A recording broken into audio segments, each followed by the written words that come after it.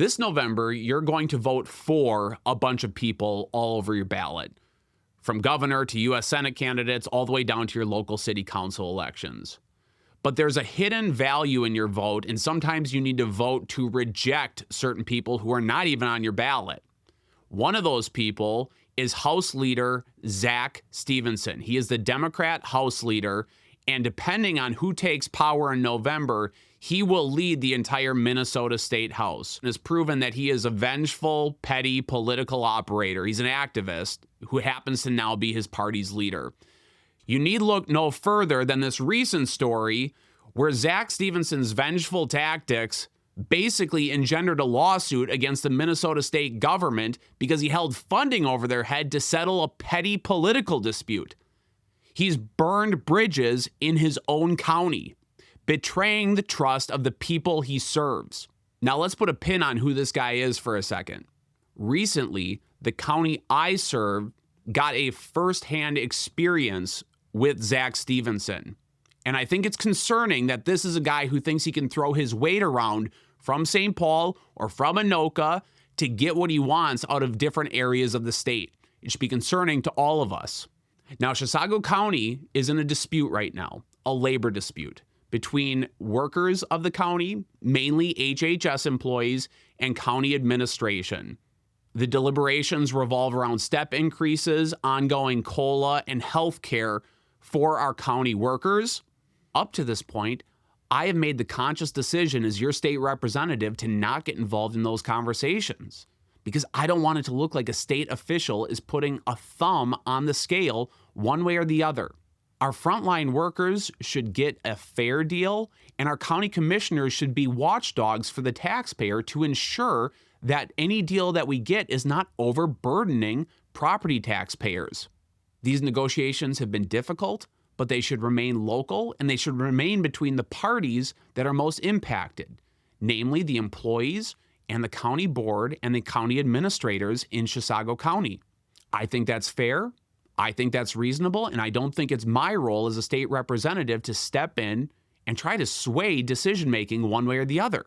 However, our guy Zack Stephenson decided to write a letter to the Chisago County Board. Now, Zack Stephenson, I'm not sure he could find Chisago City on a map, but he deemed it necessary to use his official writing, his official letterhead, and his position as House DFL leader to basically issue a list of demands to the Chisago County Board on behalf of, well, who knows? Because I don't think our frontline workers who are negotiating right now view this as a valuable letter, view a partisan politician in St. Paul who doesn't live here, who doesn't know our area, who has had no conversations locally about these negotiations to weigh in on it.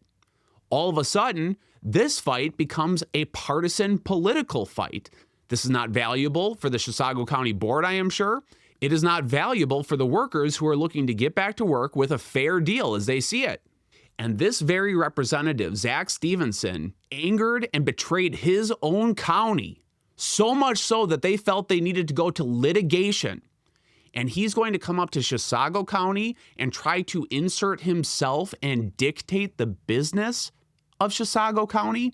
This is wrong. This is what people are tired of. The most frustrating part is that Zack Stephenson thinks he can wield power that he doesn't even have yet in order to dictate what your county does, how it is governed, how it is taxed, how your school board might operate. What stops, when I see a letter like this, what stops Zack Stephenson from dictating from on high in St. Paul somewhere what a local government should or should not decide on behalf of its citizens? And oh, by the way, Zack Stephenson, over the last 2 years, there has not been a county or municipal mandate that he hasn't loved that has added to your property tax burden. A guy like this, Zack Stephenson, when you see your property tax bill, you can thank him for those rapid increases. And I didn't see Zack Stephenson 2-3 years ago arguing on behalf of Chisago County employees because he was too busy voting in other mandates that go unfunded from the state level and increase costs for homeowners in our district. He could have certainly advocated back then on behalf of Chisago County employees. He chose this moment to insert himself in a contentious issue, one that has seen protests at people's houses and one that has been going on for months.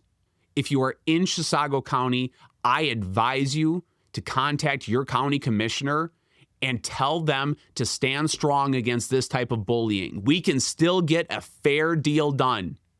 One that doesn't overburden the property taxpayers in Chisago County, and one that gives our workers a fair deal. But letters from people outside of our district with no knowledge and no curiosity about what's actually happening, basically giving a laundry list of demands, this should not work this way. And Zack Stephenson knows better, or I thought he did.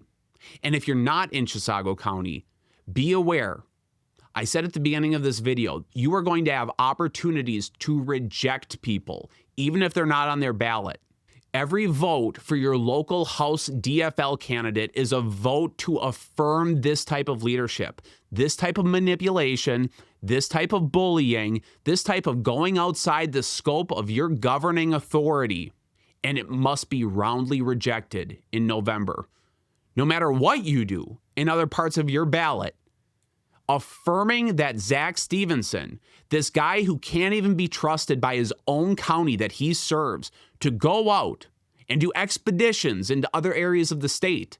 You may not be interested in who Zack Stephenson is, but he's certainly interested in you.